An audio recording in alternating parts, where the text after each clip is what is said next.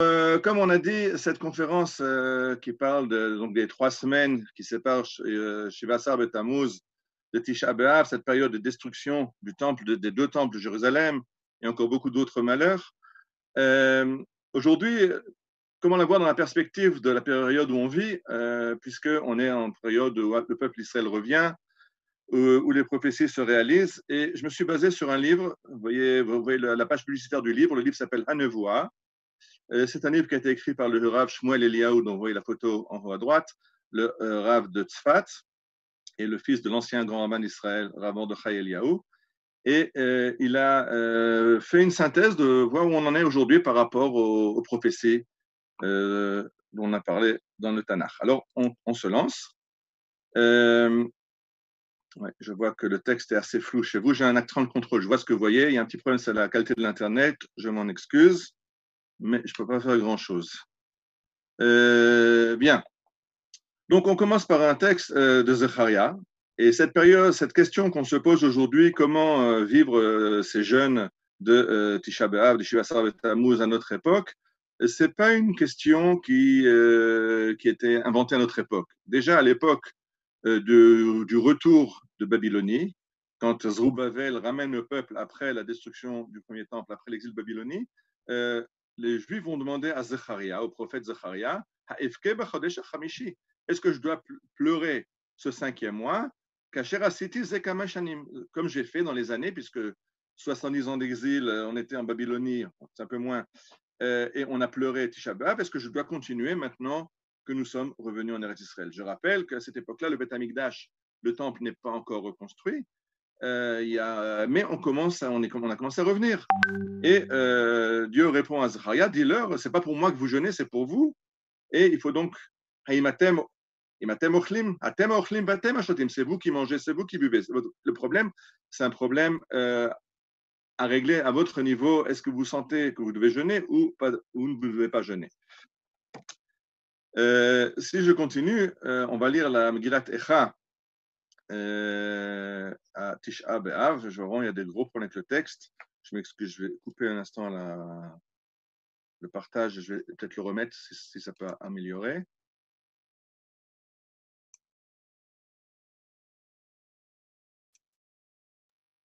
Ouais, c'est pas beaucoup mieux. C'est pas beaucoup mieux. Il faudra faire avec. Ariel, cette oui? aide, si tu m'envoies la Matseguet et je partage moi. Peut-être, tu veux que je t'envoie à toi? Ouais, si c'est un covetz pas trop lourd, tu vas. Non, ça va prendre du temps. C'est un covetz, c'est lourd parce qu'il y a des films Alors, dedans. laisse tomber. Okay. Dedans. Alors, je m'excuse, je raconterai et vous me suivrez. Puis j'enverrai le texte. Pas de problème d'envoyer les textes ou les vidéos après à ceux qui la veulent. Bien. Donc, on va lire le livre de Echa, le livre des Lamentations de Jérémie. C'est le livre de Tisha B'Av. Et directement, on est mis dans l'ambiance dans le premier verset. Echa yashva badad ha'ir rabatiam haytak almana.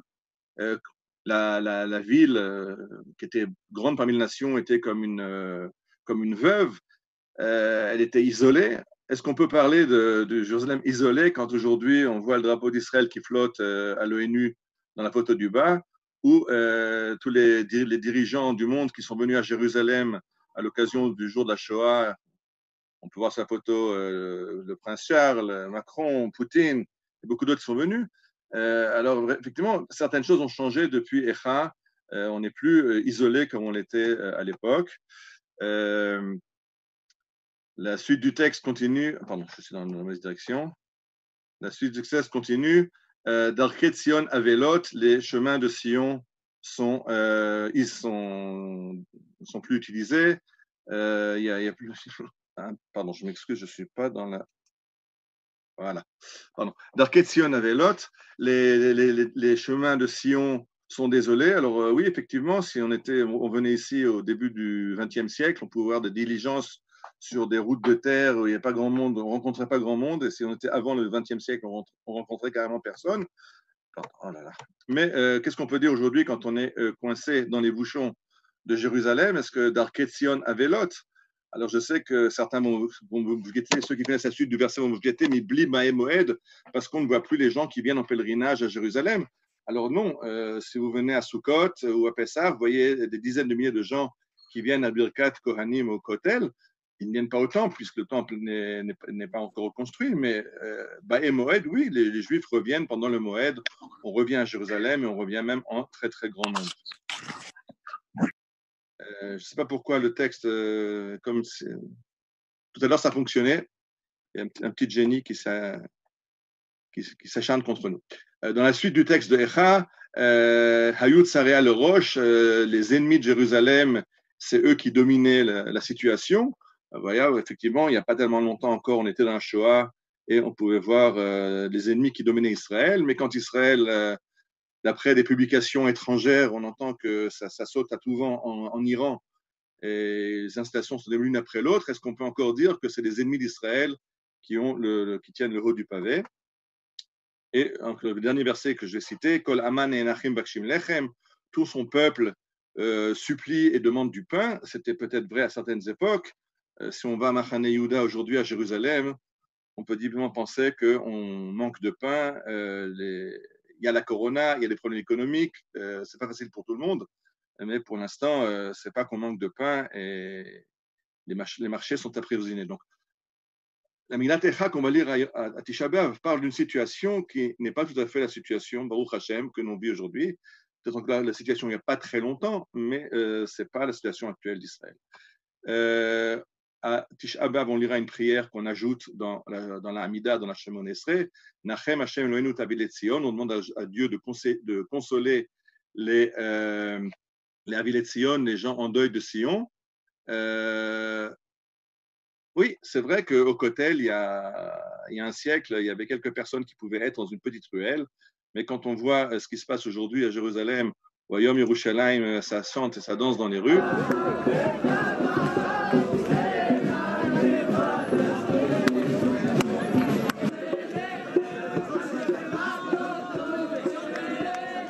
Donc, le deuil de Jérusalem, c'est vrai que le deuil de Jérusalem est un petit peu, fait partie un peu, pardon, du passé.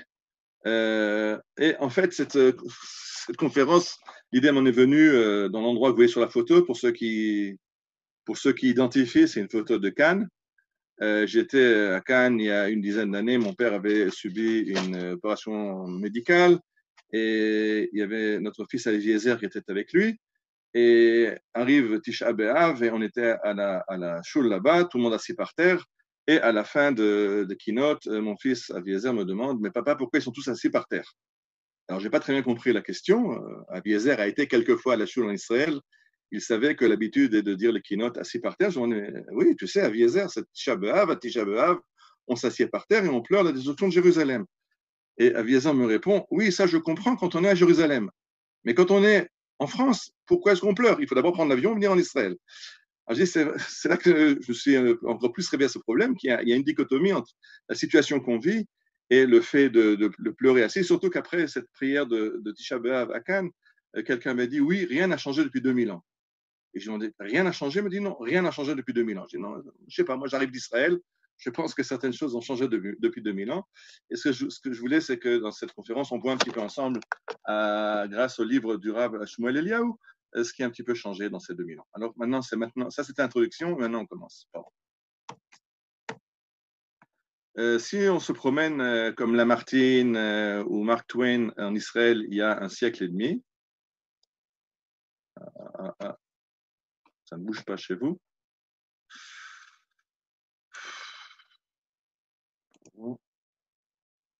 Ariel, est-ce que tu as d'autres fenêtres qui sont ouvertes sur ton ordinateur? J'avais tout fermé avant, mais je vais vérifier encore une fois.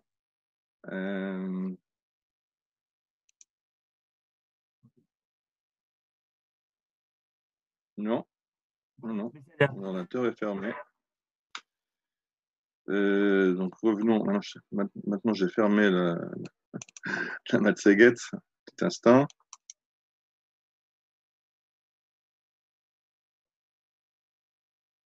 Un instant, nous revenons.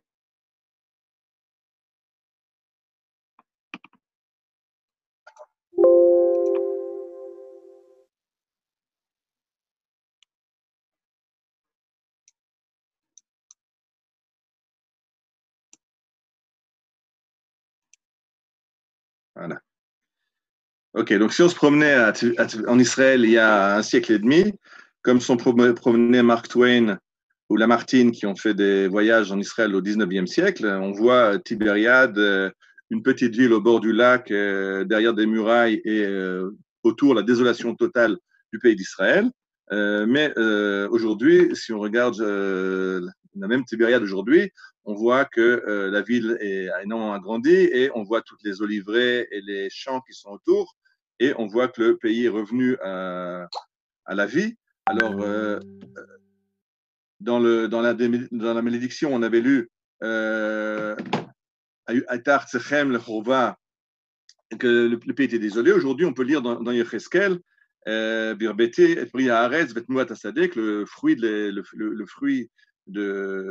produit de la terre fructifie et magnifique.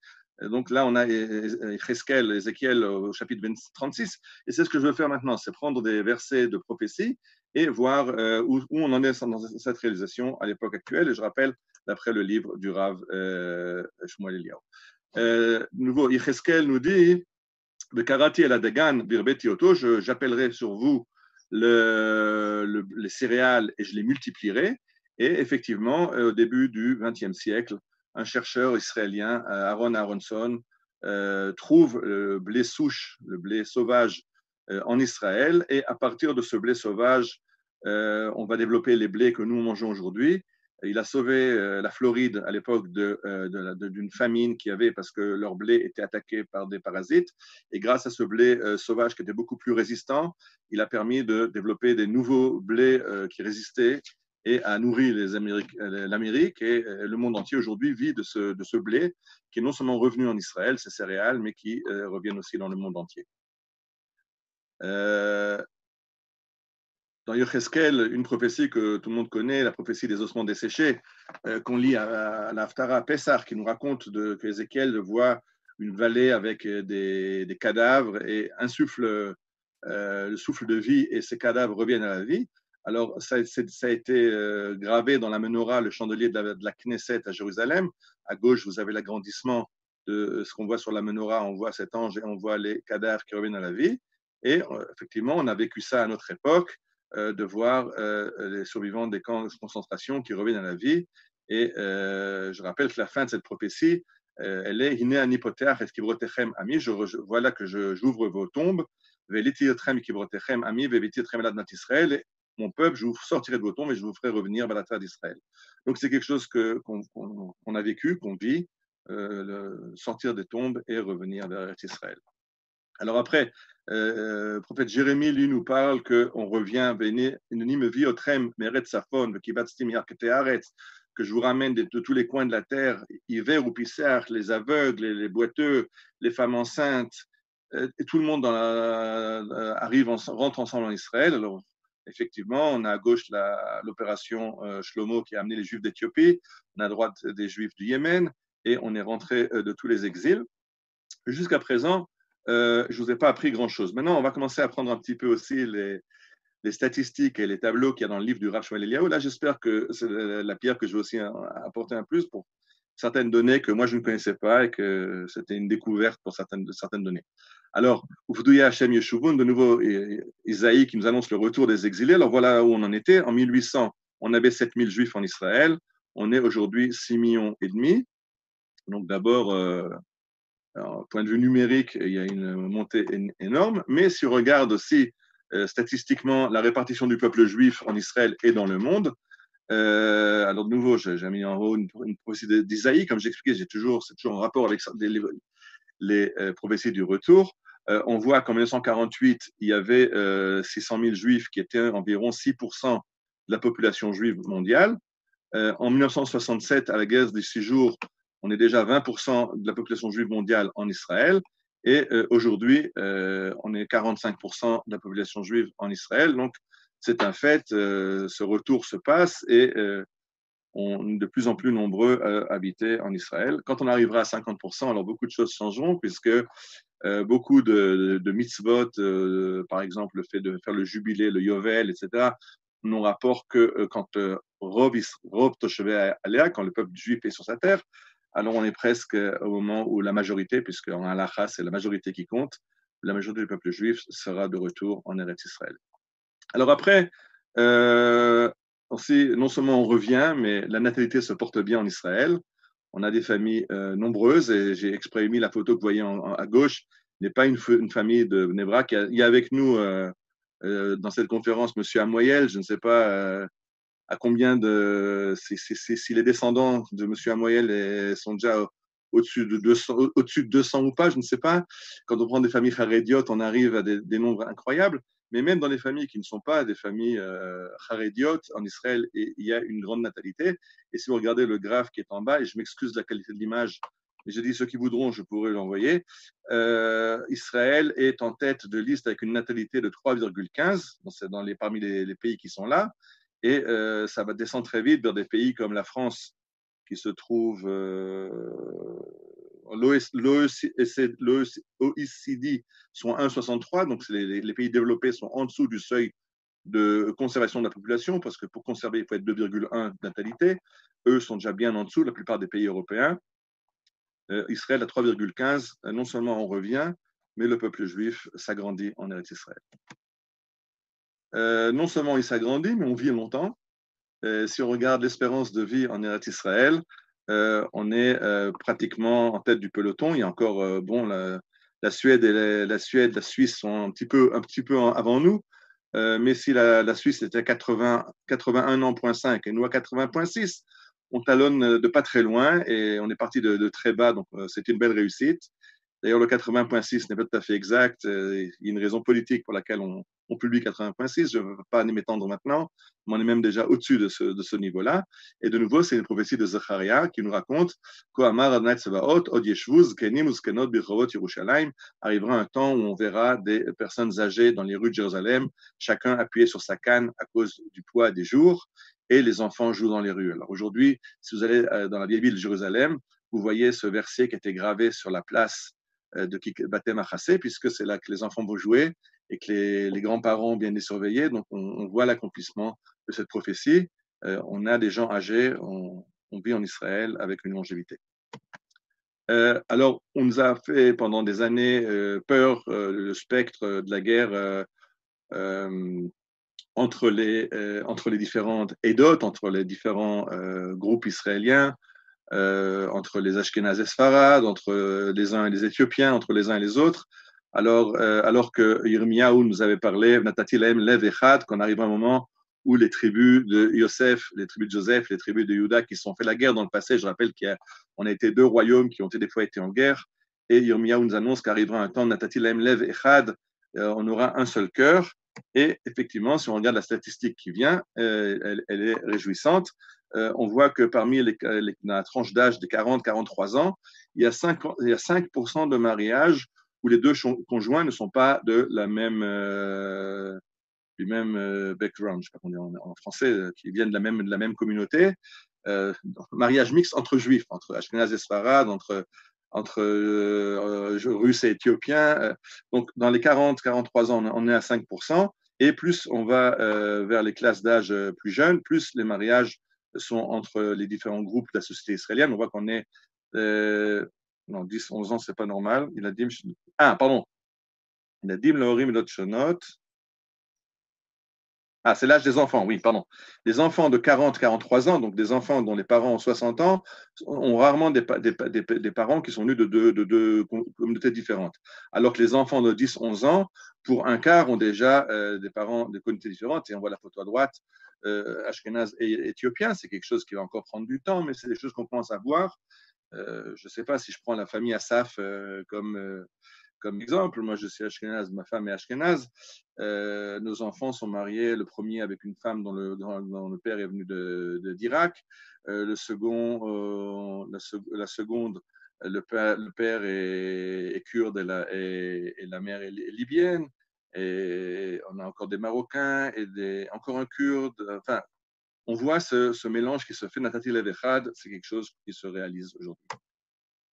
Alors, le grand spectre dont nous a toujours fait peur, c'est le spectre de la démographie. Attention, dans quelques années, Israël perdra sa majorité juive parce que les Arabes font trop d'enfants par rapport aux Juifs qui n'en font pas assez. Et c'est la raison pour laquelle on a voulu se séparer de Gaza, se séparer de la Judée-Samarie, parce qu'il n'y a pas beaucoup d'Arabes. Et en disant, si on donne les droits à tous ces gens-là, eh bien, des droits du citoyen, eh bien, finalement, le Parlement ils seront majoritaires et Israël ne sera plus le pays des Juifs.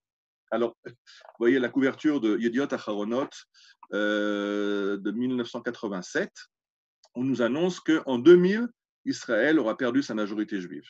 Alors, où est-ce qu'on en est effectivement en 2020? Donc, il s'agit on n'est pas en 2000, on est en 2020, 20 ans après ces pronostics qu'ils annonçaient qu'on serait déjà submergé par les Arabes.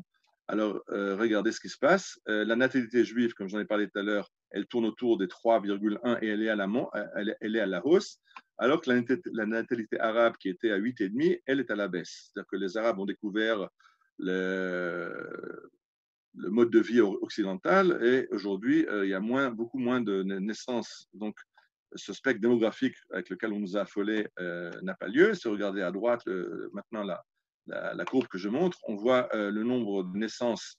Il y a eu 200 000 naissances arabes en 2018 contre 600 000, j'ai du mal moi à lire. Ah, pardon, oui, c'est le nombre d'enfants. Les enfants, pas les naissances, c'est les enfants entre 5 et 9 ans. Donc, on voit que ça stabilise dans la population arabe, alors que ça continue à grimper la population juive. Donc, il n'y a pas de danger. Israël est fait pour rester le pays des Juifs, même quand on donne la citoyenneté et les droits aux minorités arabes. Il n'y a aucun problème. Il faut arrêter d'avoir tout le temps peur de notre ombre. Bon, ces versets-là qu'on connaît, au Daftem, et vous poursuivrez vos ennemis, et 5 en poursuivront 100, et 100 en poursuivront 10 000, c'est dans le Lévitique. On se rappelle que dans la guerre des 6 jours, les différences entre le nombre d'ennemis et le nombre d'armements qu'il y avait entre Israël et les ennemis étaient énormes. Et effectivement, 5 en ont poursuivi 100. Et on a actuellement le dernier né de la technologie américaine qui est chez nous aussi, le Hadir, qui protège, avec l'aide de Dieu, protège les cieux d'Israël. Donc, on voit aussi ces prophéties-là de la puissance militaire. La Torah en a parlé, et c'est aussi la réalité d'Israël aujourd'hui. Pardon, je suis allé un trop loin. De nouveau, le prophète Jérémie nous annonce Dieu dit à Rachel de sécher ses larmes, puisqu'elle pleure, les Juifs qui partent en exil, parce que les enfants reviendront de Shavou Meret Soyev, ils reviendront des pays ennemis où ils ont été déportés. Effectivement, ce que vous voyez en bas à droite, c'est un survol du camp d'Auschwitz par des F-15 de l'armée de l'air israélienne, parce que malheureusement, il y a 75 ans, il n'y avait pas de F-15 de l'armée de l'air pour survoler Auschwitz et pour démolir les installations de morts. Par contre, en 1976, il y a l'armée de l'air israélienne pour aller à Entebbe ramener les kidnappés d'un pays ennemi. Donc, comme Yirmiyahu a dit qu'on ramènerait, Israël aussi peut ramener aujourd'hui des Juifs qui sont en problème dans des pays lointains. Juste pour ceux qui ne savent pas, en 1976, quand Israël est allé chercher les rescapés en Ouganda, on a été accusé de piraterie internationale. De quel droit une force armée israélienne intervient en Ouganda? Juste quand on parle de l'ONU, se rappeler un peu à qui on a affaire, on en reparlera. Le texte de Zecharia, de nouveau, le prophète Zacharie nous annonce Prazot Teshev Yerushalayim. Il y a dans la prophétie de Zecharia, il y a un ange qui se promène avec un maître d'arpenteur et qui va mesurer Jérusalem. Et puis Dieu lui dit non, laisse tomber, il n'y aura pas de muraille. Prazot Teshev Yerushalayim. Jérusalem n'aura pas de muraille, ne sera pas limité dans la taille. Mais Rov Adam ou Behema Betocha à cause du nombre de personnes qui habiteront dedans. Ve'ani elanu Adonai chomat esh saviv. Et moi, Dieu, je serai une muraille de feu autour de Jérusalem. Alors, vous ne savez peut-être pas, mais en 1967, après la guerre des 6 jours, vous voyez un extrait du journal, Ben Gurion Korel Nitzut Sachoma, Ben Yerushalem Ha'atika al-Chadasha. Ben Gurion voulait détruire les murailles de la vieille ville. Alors, après la guerre des 6 jours, on a démoli une muraille, effectivement, la muraille qui séparait Jérusalem Est de Jérusalem Ouest. Donc là, c'est la muraille, le mur de la honte pendant les années où Jérusalem-Est était occupée par la Jordanie, mais Ben Gurion, qui était un grand connaisseur du Tanakh, de la Bible, avait dit c'est le moment de réaliser ces Prazot Eshev Sholaim, ces prophéties que Jérusalem sera sans muraille, et abattre également la muraille de la vieille ville, qui est une muraille turque-ottomane et qui n'a rien à voir avec Jérusalem de l'époque juive. On a retrouvé, ceux qui connaissent à Jérusalem, la troisième muraille, qui se trouve près du ministère de la Justice, encore plusieurs centaines de mètres plus loin. La ville était beaucoup plus grande et les murailles turques délimitent une ville qui était très petite à l'époque turque, à l'époque du Temple, à l'époque où les Juifs étaient souverains. Jérusalem était beaucoup, beaucoup plus grande. Donc ces murailles ne représentent rien. Ben Gurion a dit on va les détruire. Et je dis, Zechariah en avait parlé de détruire les murailles. Alors, on a laissé les murailles, mais c'est vrai que Jérusalem n'est plus protégée par des murailles et la ville s'étend. On n'a pas besoin de murailles pour la protéger. On a les murailles de feu de Dieu qui protègent Jérusalem. Alors, pour continuer sur le prophète Isaïe, Yeshayahu, chapitre 29, nous enseigne que pendant l'exil, la sagesse des sages disparaît. Alors, si on revient en Israël, la sagesse des sages revient. On reparlera de la Torah tout à l'heure, mais même dans les sciences profanes, on a à gauche Israël Ouman, prix Nobel d'économie. On voit à droite la courbe qui nous montre l'investissement d'Israël dans la recherche et le développement. On voit qu'on investit 4,2% du PIB dans la recherche. Et de nouveau, on est parmi les pays qui investissent le plus. Pour ceux qui demandent où sont les autres, on a la France se trouve ici à 2% du PIB. On a qu'à juste le double de l'investissement que la France. Le CIDI, de façon générale, est aussi à 2,0% d'investissement dans la recherche. Alors, bien, si la recherche revient, alors aujourd'hui, Israël est présent dans l'espace. C'est vraiment le moment d'en parler, puisqu'il y a 2 jours, on a lancé le OFEC 16, on a un nouveau satellite en orbite. Et si on regarde la photo à gauche, c'est une photo d'un clair de terre. Si vous voyez dans la photo, ceux qui regardent bien, vous voyez dans l'image, il y a la Terre, le globe blanc, c'est la Terre, vu de la Lune. Et c'est dessiné par un petit garçon qui s'appelle Peter Ginz, qui est dans le ghetto de Theresienstadt en Bohème. Et lui, il imagine la Terre paisible après la guerre, en dehors de la guerre. Et ce dessin a été emmené par Ilan Ramon à droite, qui était le premier astronaute israélien dans l'espace, qui a dit je suis, moi, la réalisation des rêves de ce jeune garçon. Alors, si on arrive de nouveau à la recherche, alors je suis dans le livre de Dvarim, donc dans le Deutéronome, qui nous annonce que Iftach lecha Hashem totzaro atov et hashamayim latet metar artzecha beito, que Dieu ouvrira les vannes du ciel pour que la pluie vienne en son temps. Il y a aussi marqué la suite, c'est ulevarech et kol maaseh yadecha, pour donner la bracha, bénir tout ce que tu entreprends. Alors aujourd'hui, ceux qui se promènent dans le désert, on est aveuglé dans le Negev par la lumière de cette centrale solaire qui ont fait de la recherche pour trouver les avenirs des énergies renouvelables. À droite, vous avez une usine de dessalement d'eau de mer. Et aujourd'hui, on dessale l'eau de mer quantitativement dans la quantité d'eau qu'on utilise à la maison. C'est pas que l'eau que vous buvez est de l'eau de mer dessalée, mais en quantité, c'est déjà, on est autour de 500 millions de mètres cubes et on construit une nouvelle centrale. Donc, il y a de la bracha dans ce qu'on entreprend pour dessaler l'eau de mer, pour avoir de l'eau à profusion, ou de trouver des énergies renouvelables. Et Yeshayahu nous annonçait dans le chapitre 35, Nifkeu bamidbar, Maim bamidbar, que des rivières arroseront le désert et on reverra de nouveau des plantations dans le désert. Alors, ceux qui connaissent la photo du Magar Eshkol, il s'agit bien sûr de ce projet du Movil Arti qui amenait, je dis qui amenait parce qu'aujourd'hui il n'est plus en utilisation pour l'instant, qui amenait l'eau du lac de Kinneret vers le Negev pour faire refleurir le désert comme Yeshayahu l'avait annoncé. Donc, on a, grâce à ces réalisations, cette conduite nationale qui amène l'eau du nord vers le sud, on a pu refleurir le désert, comme disait Yeshayahu. Alors, la deuxième percée d'Israël dans l'eau, c'est la récupération des eaux usées. Dans le recyclage des eaux usées, nous, on recycle en Israël 86% des eaux usées. Derrière nous, on est talonné par l'Espagne à 17%. La plupart des autres pays sont encore bien en dessous. Donc, de nouveau, toute cette eau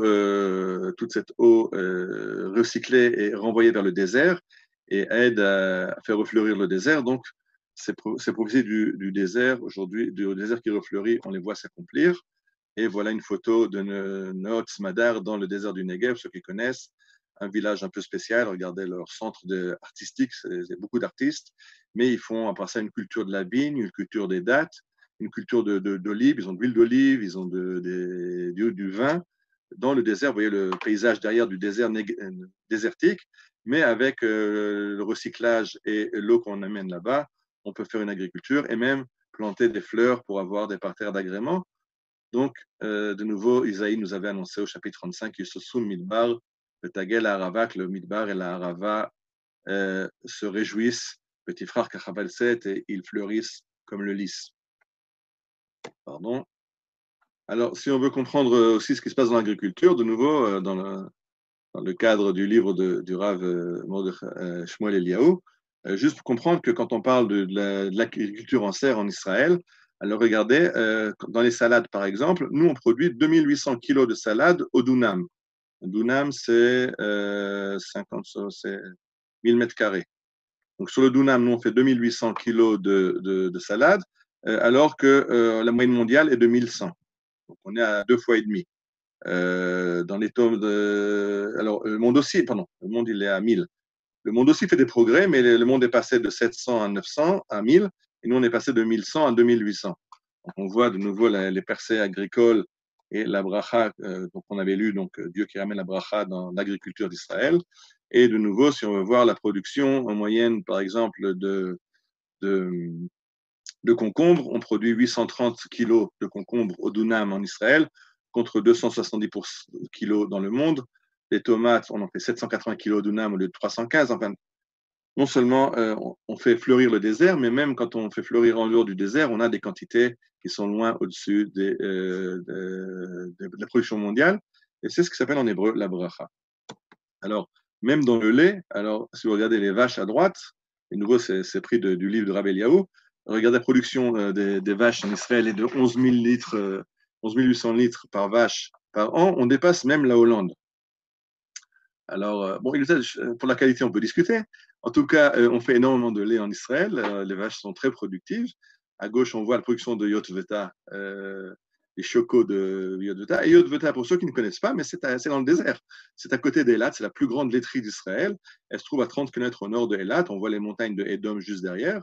Donc, là-bas, encore, on peut faire pousser quelques palmiers quand on amène de l'eau dans le désert. Mais nous, on a réussi à amener assez d'eau pour faire boire les vaches. Et les vaches produisent du lait. Et vous consommez du choco produit dans le désert d'Israël. Donc, on a chanté pendant des années les chansons sionistes Eretz Zavat Halav, Zavat Halav de vache, un pays où coule le lait et le miel. Alors voilà, le pays où coule le lait et le miel, même dans le désert d'Israël. Ça, on a déjà parlé tout à l'heure, c'est l'investissement dans la recherche. 4%, on a parlé tout à l'heure, donc j'avance. Je continue sur les données économiques. Alors aussi, en l'économie israélienne se porte bien. On a des problèmes. Il y a aujourd'hui la corona, malheureusement, les guides sont au chômage, beaucoup d'autres sont au chômage. Il y a des gros problèmes, mais disons jusqu'au corona, on était en tête, si on regarde la progression du PIB en Israël par rapport, on la compare à d'autres pays. On voit à gauche, par exemple, l'augmentation de l'économie israélienne, l'augmentation du PIB qui était à 4% annuel, alors que l'OECD, les pays développés, sont à 1,7%. Le chômage qui était de nouveau plus bas d'1,5% que les autres pays. Donc les index économiques sont très bons de nouveau, comme était dit dans les prophéties que j'ai marquées tout à l'heure dans les versets d'avant. Bien, en plus de l'économie et de l'agriculture, maintenant revenons un petit peu au fait qu'on revient en Israël. Et Jérémie, au 31e chapitre, nous annonce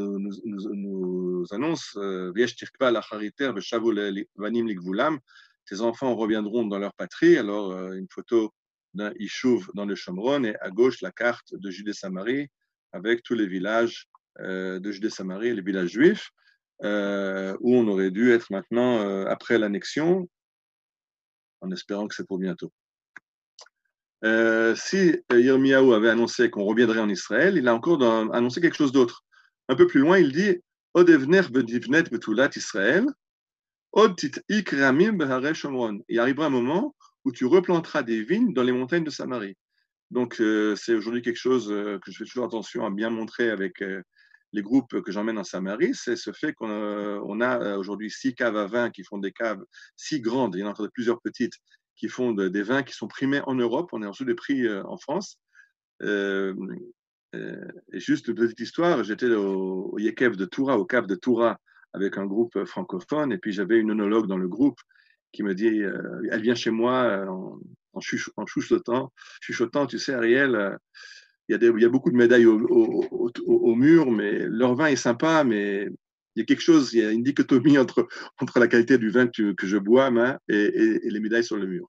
Alors, je suis allé chez la directrice, chez la patronne de la cave, la propriétaire, je lui ai dit, écoute, là j'ai une spécialiste, est-ce que tu aurais une bouteille de ton meilleur vin à lui faire goûter? Parce qu'évidemment, quand un groupe vient goûter, 50 personnes goûtent du vin.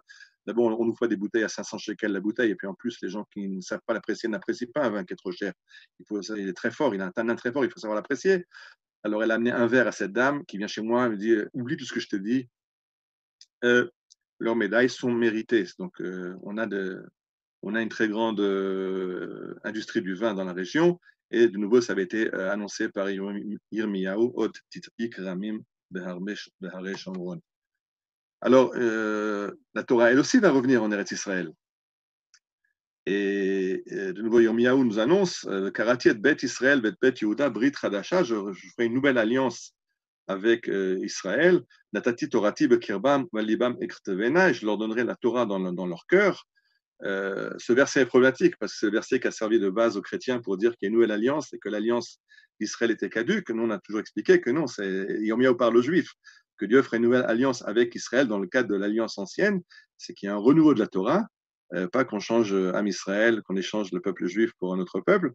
Et on voit le retour au yeshivot, à droite, l'ambiance de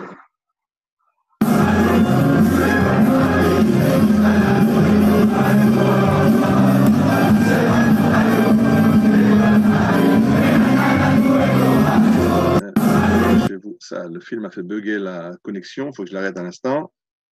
Je m'excuse. Mais vous voyez que non seulement la Torah revient, mais elle revient dans la joie. Donc, oui, ça on a donc vu. Et une petite statistique pour voir de quoi s'agit-il du retour à la Torah. Voilà la situation en 1940. On dénombrait 28 yeshivot en Israël. On est aujourd'hui à 1900 yeshivot, donc 1900 académies talmudiques en Israël. Les chiffres parlent d'eux-mêmes. On avait 400 élèves de yeshiva, 400 avrechim en 1948, on en a 71 000 en 2018. Donc, de nouveau, cette prophétie qui annonce que Israël revient à la Torah revient à Israël, on la voit aussi s'accomplir devant nos yeux. Oui, ça c'est de nouveau une courbe qui montre la même chose que ce qu'on vient de dire. Ah, celle-là, elle compare l'Europe à Israël. On parle avant la Shoah, de 12 000 étudiants dans les yeshivot d'Europe, donc toutes ces grandes yeshivot de Mir, de Slobodka, des yeshivot Rachmei Lublin en Pologne, qui était le phare du judaïsme en Europe, comptait 12 000 élèves. Aujourd'hui, on est à 71 000 directement dans les yeshivot et à 150 000 tous ceux qui tournent encore autour. Donc, il n'y a pas de doute sur le fait que la Torah est revenue en Eretz Israël. Non seulement la Torah revient en Israël, mais les Juifs reviennent à la Torah.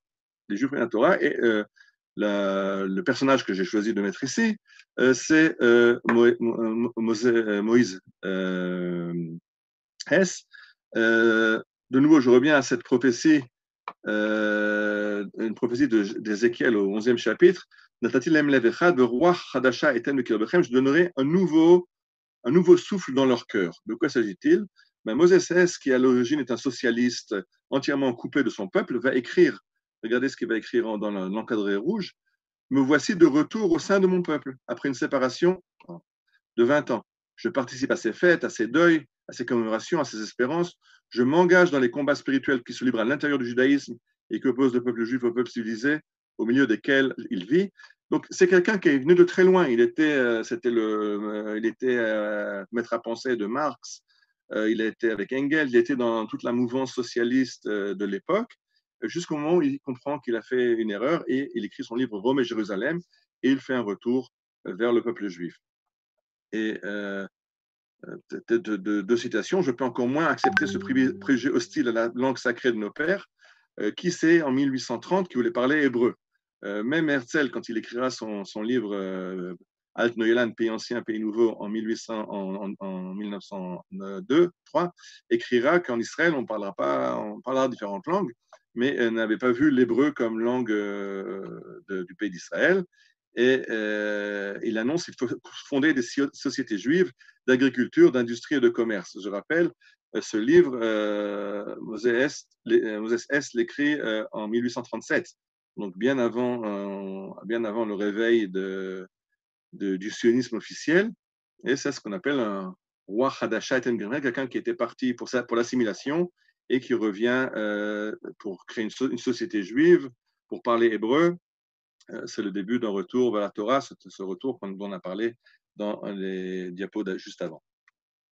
Alors, non seulement on vit en Israël, on est de plus en plus nombreux, non seulement on vit longtemps, non seulement les indices économiques sont bons, mais en plus, on est content de vivre. Alors, je ne me rappelle plus, j'ai plus retrouvé l'origine, je n'ai pas compris. Le Rav Shmuel Eliaou, ce graphe incorpore un certain nombre de données. Chaque couleur, c'est une autre donnée, mais en fait, au total, c'est un classement sur la qualité, sur la joie de vivre dans les pays. Alors voilà, Israël est en 11e position. Alors effectivement, la Finlande, la Norvège, le Danemark, l'Islande, la Suisse, le Canada sont avant nous. Bon, c'est des pays qui ont un petit peu moins de problèmes que ce que connaît Israël, mais on peut être tranquille.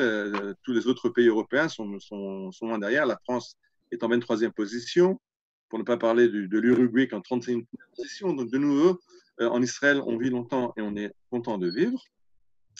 Au niveau dans le livre du Rav Eliaou, au niveau du suicide, Israël est au bas de la courbe. Quand les pays OECD sont là, à 13,1 et nous on est à 5, donc on est moitié moins que ce qui se passe dans le monde civilisé. De nouveau, le verset que j'ai choisi pour mettre à côté, c'est un verset de Malachi, en fait Malachi qui nous dit Vishro etrem kol hagoyim ki tiyu atem eretz chefetz, et les nations vous loueront parce que vous serez un pays où on veut vivre. C'est vrai qu'on voit beaucoup de gens qui appellent pour l'Aliyah, malheureusement pas les juifs, mais beaucoup de non-juifs. Je me rappelle quand j'ai fait ma maîtrise à l'université de Jérusalem, le rabbin de l'université m'a demandé à répondre un peu à son courrier parce qu'il était submergé. Et un jour, il me donne des lettres auxquelles je dois répondre, et une des lettres était d'une tribu africaine qui s'est trouvée des racines juives et qui voudrait qu'on l'aide à revenir en Israël. Aujourd'hui, c'est vrai, Israël est un exemple et beaucoup de personnes du monde entier souhaiteraient vivre en Israël pour améliorer leurs conditions de vie. Alors, c'est pour revenir à Yeshayahu, qui est quand même le grand prophète du retour en Eretz Israël, il nous raconte que aussi Veraou, Goïm Tzitker, Umlachim Kvoder, les nations verront ta gloire et pourront se joindre. Alors, bien sûr, en France, on ne sait pas encore tellement et on continue à manifester Palestine vaincra. Ça, c'est pour les Français. Mais si on regarde aujourd'hui ce qui se passe dans le monde entier, vous voyez que 161 pays ont des relations diplomatiques avec Israël. De nouveau, c'est un spectre qu'on nous brandit chaque fois, que, attention, à cause de ce qu'on fait aux Palestiniens, à cause de ce qu'on dit qu'on fait aux Palestiniens, à cause de ce qui est raconté, je ne parle pas à cause de la réalité qui est bien autre. Les Palestiniens, Sarkol vivent bien, avec des problèmes bien sûr, mais ce n'est pas qu'Israël fait quelque chose, le pays apartheid comme on est raconté dans la presse. Alors on nous raconte toujours qu'à cause du fait du non-respect des droits des Palestiniens, on va être lâché par la communauté internationale. Alors voilà la carte du monde. Aujourd'hui, les pays qui n'ont pas de relations économiques avec Israël, ce sont les pays arabes, diplomatiques, pardon. Les pays arabes, quelques pays subsahariens, quelques pays d'Amérique du Sud, mais à part ça, la majorité du monde, 161 pays, ont des liens diplomatiques avec le pays d'Israël. Alors, je finis maintenant sur quelque chose qui, pour moi, est très important. Il n'y a pratiquement aucun groupe aujourd'hui que je guide sans montrer cette photo. Dans le cadre de réalisation d'Israël sur le développement de l'eau, le grand problème du monde aujourd'hui, c'est l'eau potable. Israël est un pionnier, on a parlé dans les sources, développement de sources et aussi dans la dessalination, dans la réutilisation des eaux usées. Et il y a 4 ans, Israël est allé faire des accords avec l'Inde et on a vendu beaucoup de solutions dans le domaine de l'eau pour l'agriculture indienne. Et on voit notre président, Rouvi Rivlin, avec le président indien. Ça, vous avez vu dans tous les journaux, dans tous les médias, dans toutes les télés. Ce qu'on n'avait pas vu, c'est la photo suivante, qui était un encadré à la 28e page une brochure du Shabbat, pardon, dans les synagogues.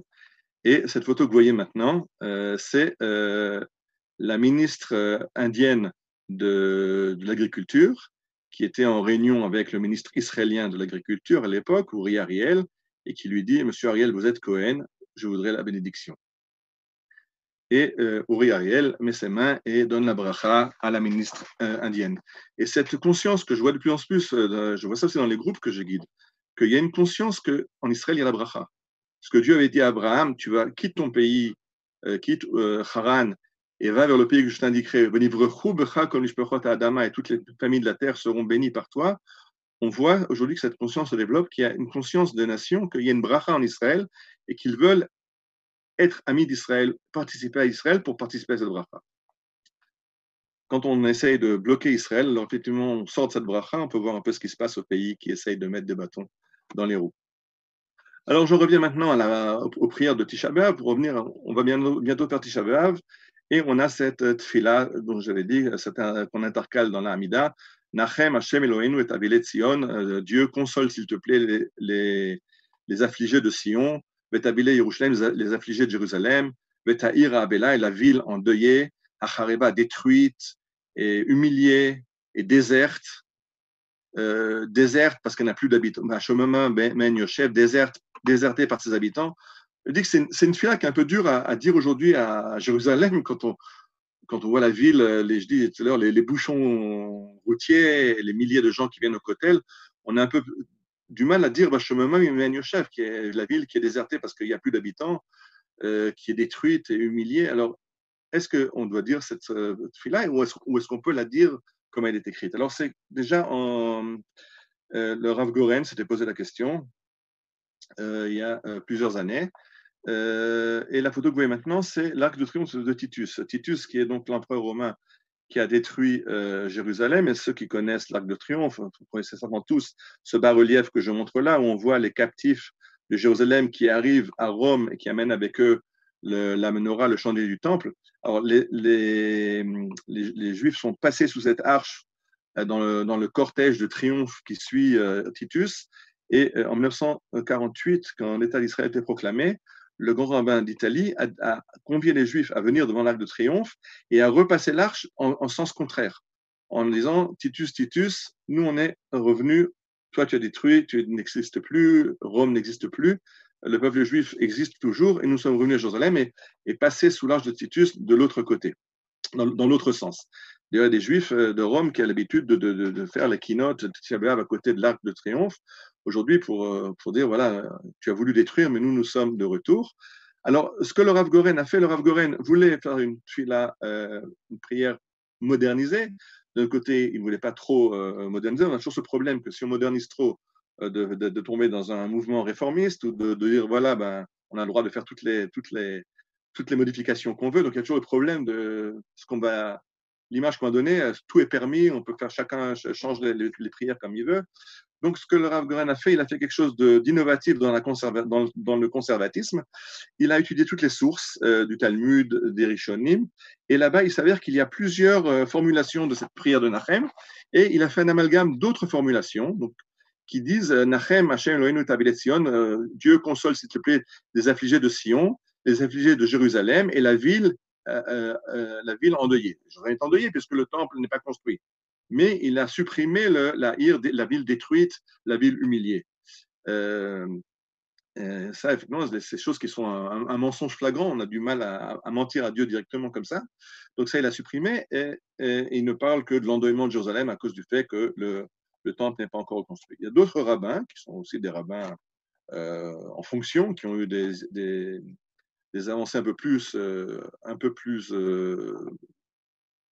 sont allés un peu plus loin. Par exemple, le Rav Chaim David Halevi, qui était le grand Rama de Tel Aviv, qui a écrit un Shulchan Aruch, qui est étudié aujourd'hui dans toutes les écoles d'Israël, lui a ajouté juste un mot dans la prière. La ville, Ha'ir Shehaïta, la ville qui était détruite, la ville qui était abandonnée. Donc, on laisse la prière comme elle est, mais on ne prie pas Dieu pour consoler la ville détruite et abandonnée. La ville qui était détruite, qui était abandonnée, et elle était assise avec la tête couverte de cendres, elle était en deuil. Aujourd'hui, elle n'est plus. Le Rav David Shlouch, qui était le grand rabbin de Netanya, lui est allé un petit peu dans notre direction. Lui, il a centré la prière sur les victimes juives des pogroms, des destructions. Nachem Hashem Eloheinu et Avile Migdashra, que Dieu console les affligés du temple, ceux qui sont en deuil parce que le temple n'est pas reconstruit. Vetar Tzion Sheshamem, et la montagne du temple qui est désolée, elle n'a plus ses enfants, puisqu'aujourd'hui, vous savez qu'on ne peut pas aller prier sur le mont du temple. Malheureusement, les musulmans nous font des problèmes là-bas. Et le gouvernement d'Israël, malgré des demandes réitérées, ne prend pas décision ouverte au moment de permettre la prière. Ce qu'on dit dans la prière des fêtes, que nous ne pouvons pas prier dans ta maison, dans le temple. Libi, Libi al-Hara Moria, nous pleurons le mont Moria. Donc, il a centré il a fait une nouvelle prière de Nachem, en fait, qui est centrée plus sur Jérusalem, puisque la ville, elle, est reconstruite, mais sur le temple, qui, lui, n'est pas encore reconstruit. Le professeur Elimelech Orbach, lui, est allé, dans ce que j'ai dit avant, je me suis trompé, c'était lui qui allait, lui est allé sur les victimes. Al-Hasidé Elion, Shener Gub Zadon, il parle des gens, des juifs qui ont été massacrés dans tous les pogroms et dans tous les malheurs d'Israël. Donc, il a de nouveau changé l'optique de la prière, mais c'est vrai qu'on a un petit problème de dire cette prière comme elle est marquée quand on habite Jérusalem ou même Israël et qu'on voit les réalisations de ce qui se passe aujourd'hui. Alors, c'est vrai qu'il y a encore des choses à faire devant nous. Il faut se rappeler une chose, c'est que Tisha B'Av rappelle la destruction du temple, qui est aussi le centre national du peuple juif, le centre religieux national, et surtout le centre où Dieu, la Shrina réside, et la Shrina est claire et nette, et apparente au Beth Amikdash, et les changements se font en fait en Israël, pas par coup de baguette magique, mais en fait, ils viennent par le bas. Alors, à gauche, en haut à gauche, vous voyez les tzitzit, le trelet, on en a parlé l'autre jour, du fait que le trelet, ce n'est pas les rabbins qui ont dit qu'il fallait revenir au trelet et mettre le trelet sur les tzitzit, mais on voit que de plus en plus, aujourd'hui, il y a des dizaines de milliers de personnes qui sont revenues mettre le trelet. À droite, vous avez le Admor Echalout, ce personnage barbu sur son cheval, était Admor en Pologne. Il était rabbin d'une communauté chassidique, et lui et un autre Admor, le rabbi de Yablona, sont allés et ont créé un village agricole, Kfar Chassidim, qui se trouve au nord de Haïfa, en Israël. Et quand ils sont venus faire ça, le rabbi de Gour, qui était le plus grand admor en Pologne, il y a plus de 100 000 chassidim de Gour, a dit au rabbi Yablona, si tu fais ça, je te mets en chérem, je te sors du peuple juif, parce que si tu vas en Israël, c'est très bien, il y a une mitzvah d'habiter en Israël, mais si tu commences à faire de l'agriculture, vous allez quitter la Torah, etc. Et ces rabbanim, ces admorim sont allés contre et ont participé à l'aventure sioniste et sont retournés aussi au travail de la terre.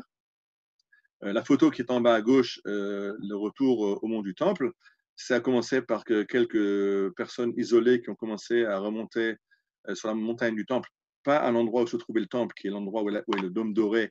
Là-bas était l'endroit du Kodesh HaKodashim. Tout ce qui était les enceintes du Temple, la Kedusha est là-bas, on ne peut pas y aller aujourd'hui. Mais tout ce qui est le reste du mont du Temple, dans la Halacha, c'est Machane Levia, on a le droit d'y monter. Je ne vais pas maintenant rentrer. À l'occasion, si vous voulez, on pourra faire un développement exact avec photos et cartes pour expliquer quelles sont les différentes Kedushot qu'il y a là-bas et on peut monter. Mais ça a commencé par des juifs individuellement. Aujourd'hui, les rabbins ont commencé à se rallier à la cause et de plus en plus de rabbins montent avec, y compris des rabbins Haredim. Mais de nous, ça a commencé par une demande à la base.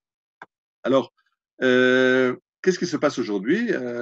Haggai, le prophète Haggai nous a déjà dit, je vous conseille de le lire. Moi, ce matin, j'ai relu Haggai, c'est pas très long, c'est 2 chapitres, mais je pense que c'est le prophète qui est le plus adapté à ce qu'on est en train de vivre aujourd'hui, en français Haggai, je crois. Haggai qui dit au peuple juif, qu'est-ce qui se passe? Ko amar Adonai Tsevaot lemor, ainsi a parlé l'Éternel en disant, Ha'amazé amrou lo et bo et Adonai libanot. Ce peuple a dit, ce n'est pas encore le moment de reconstruire le temple, n'est pas encore venu. Je rappelle, Haggai vit le retour de Babylonie, les Juifs sont de retour, ils commencent à s'installer, mais ils n'ont pas encore reconstruit le temple. Ils offrent des offrandes sur l'autel, mais le temple est détruit, et ils disent le moment n'est pas encore venu. Et alors, Haggai leur dit, mais ha'et lachem, la shebet bevatechem sefunim, bebeit hazeh charev. Alors, construire des villas, des piscines, ça, le temps est venu, mais le Beth Amikdash, le temps n'est pas venu. Alors, c'est ça ce problème, c'est qu'on arrivait à la première phase du sionisme, il fallait effectivement construire des villes, planter des champs, mais ça, c'est derrière nous. Le second stade, le stade d'après, donc sur le temple, on l'oublie un petit peu et on se consacre à embellir la maison, à ajouter une piscine ou un jardin, à aller se promener en Koutz-Laretz. Et Haggai dit tous les malheurs que vous vivez aujourd'hui sont faits à cause de ça. Dieu a dit regardez votre conduite. Vous plantez beaucoup, vous récoltez peu. C'est parce que la bracha n'est pas encore complète puisque vous ne vous occupez pas de reconstruire le Beth Amikdash. Alou hahar bevetem etz, montez sur la montagne, amenez les matériaux, reconstruisez le Beth Amikdash. Je pense que si Haggai vivait à notre époque, au lieu de nous dire regardez, vous plantez, mais vos récoltes laissent à désirer, il marquerait regardez, vous êtes en pleine corona, tout s'arrête. Parce qu'il y a un problème, il faut commencer à penser au stade d'après, à ramener la souveraineté sur Eretz Israël. Je dis, on devait annexer la semaine dernière, on ne l'a pas fait. Beth Amikdash, on laisse de côté, mais non seulement on n'accomplit pas, on laisse encore des choses sans même leur accorder une pensée. Alors, qu'est-ce qui reste devant nous? Je dis, le sionisme est là, on est revenu en Eretz Israël, et une grande réussite économique, une grande réussite agricole. Par exemple, si j'ouvre la prophétie de Micha, de Michée, Valchou goïm rabim v'amrou lechou v'nalel har Adonai el bet Elohei Yaakov. Les nations viendront et diront à Israël, on veut aller ensemble à la maison de Dieu. Alors, les photos qu'on voit à gauche, c'est la fête des nations à Sukkot. On voit des Coréens et des Chinois et des Espagnols, des Boliviens et des Canadiens qui viennent fêter à Jérusalem. On voit la Rehov Yafo elle n'est pas noire de monde, elle est bigarrée de monde de toutes les couleurs, des nations qui reviennent à Jérusalem. Mais il y a une suite. La suite, c'est Veshafat ben Hamim Rabim, que Dieu jugera parmi les nations. C'est que la Cour pénale internationale qui est aujourd'hui à La Haye, ce n'est pas elle qui doit juger les nations, mais c'est une cour dirigée d'après la morale de Dieu à Jérusalem. Ça, c'est aussi la prophétie de Micha. Ça, c'est encore devant nous. Et bien sûr, le Beth Amikdash. Nous sommes parmi les peuples comme l'enfant à l'assistance publique. Je ne veux plus être adopté. Je ne veux plus que ma vie dépende de l'humeur de mes propriétaires. Je ne veux plus être un citoyen locataire. J'en ai assez de frapper aux portes de l'histoire et d'attendre qu'on me dise entrez. Je rentre et je gueule. Je suis chez moi sur Terre. Et sur Terre, j'ai ma terre. Elle m'a été promise, elle sera maintenue. Qu'est-ce que le sionisme?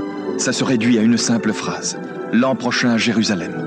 Non, ça n'est pas un slogan du Club Méditerranée. Donc vous avez entendu là Herbert Pagani dans le plaidoyer complémentaire qui écrivait il y a 40 ans je rentre et je gueule, je rentre à la maison. Sionisme, ouais, tout ça c'est déjà derrière nous. On est rentré à la maison. Non, pardon. Une grande partie sont rentrés. D'abord, il faut encore on attend encore l'alia des 55% qui ne sont pas là, mais le projet de retour est bien avancé. La Torah se développe. Le pays se développe, la sécurité d'Israël n'a jamais été aussi forte sécuritairement.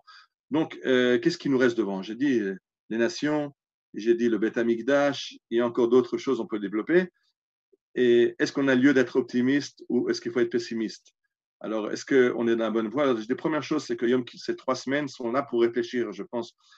Plus que de pleurer en disant des keynotes qui rappellent la destruction du Beth Amikdash il y a 2000 ans, je pense, moi j'habite un village qui s'appelle Dolev, et à Dolev, ça fait déjà maintenant une vingtaine d'années que chaque jour, à Tisha B'Av, après avoir fait la tfila, les keynotes, il y a une réunion du village qui n'aura pas lieu cette année, bien sûr, avec la Corona, où il y a un panel et on discute d'un de ces thèmes-là, du Beth Amikdash, de l'intégration des Olim, enfin, de ce qui est devant nous dans le projet de ces prophéties qui sont en train de se réaliser, mais il y a encore devant nous des projets. Et est-ce qu'il faut être optimiste ou pessimiste? Je termine de nouveau par un verset de la prophétie dans Isaïe, et je pense qu'on ne peut pas être plus optimiste que ça. Ishayahu, au chapitre 66, nous dit Ani ashbir velo olid, Amar Adonai, Imani, Amolid, Vatzarti, Amar Elohai. Dieu dit, c'est moi qui suis en train de diriger ce processus de mise au monde de ce monde nouveau. Et si c'est moi qui gère ce processus, personne ne peut l'arrêter. Et est-ce que je peux commencer et est-ce que je ne pourrais pas finir ce que j'ai entrepris? Comme nous savons que ce projet était prévu par les prophètes d'Israël, parce que c'est un projet de Akadosh Baruch Hu pour Am Israël et pour le monde entier. Alors ce projet ne peut que continuer jusqu'à sa réalisation. Je pense qu'aujourd'hui, les 3 semaines qui sont devant nous doivent être les semaines où on pleure la destruction, mais beaucoup plus encore, on essaie de comprendre ce qui est attendu de nous dans la suite du projet. Voilà, on peut rallumer des micros s'il y a des questions.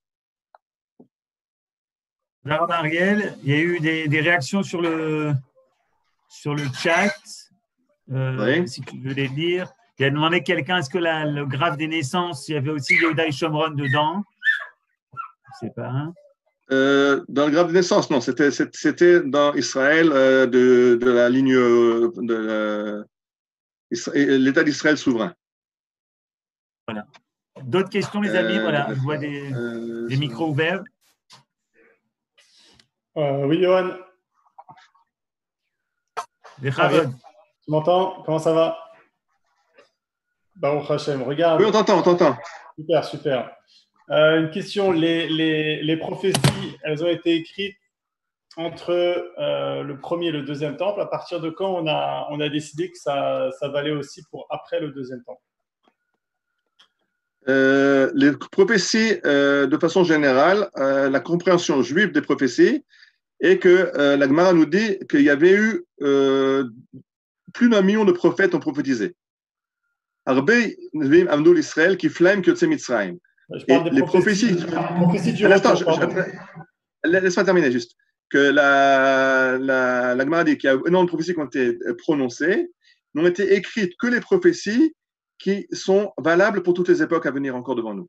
Donc, si ces prophéties ont été écrites dans le Tanakh, c'est qu'elles sont aussi pour notre époque. Autrement, elles n'auraient pas été écrites. Ce n'est pas un livre d'histoire, ont été écrites des prophéties qui sont un enseignement pour la façon dont on doit vivre cette époque quand on va la vivre. Donc c'est à la période talmudique. À la période talmudique, les rabbins ont dit, je ne sais pas de quand date cette massorette de la prophétie, mais la compréhension juive de ces nouveautés et qu'elles sont applicables aujourd'hui, oui.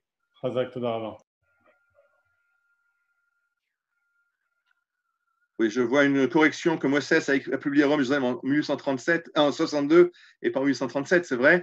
Il avait amorcé un retour déjà avant. Mais oui, de toute façon, merci pour la correction.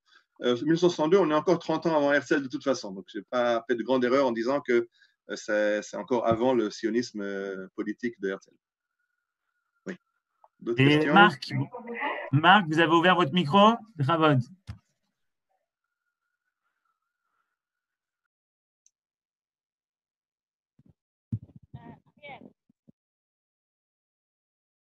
Je n'entends rien.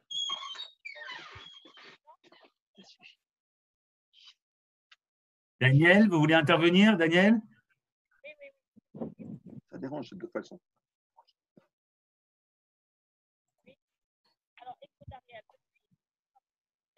Non. Non. Jean-Claude, Monsieur Jacob? Non, tout va bien. Tout va bien. Alors, merci beaucoup, Ariel. C'était un plaisir. Bien. Merci. Je m'excuse que les textes n'étaient pas clairs. Ceux qui veulent, je n'ai aucun problème à vous envoyer ce diaporama. Merci et Samkal. Au revoir. Samkal, au revoir. Au revoir. Salam à tous. Samkal.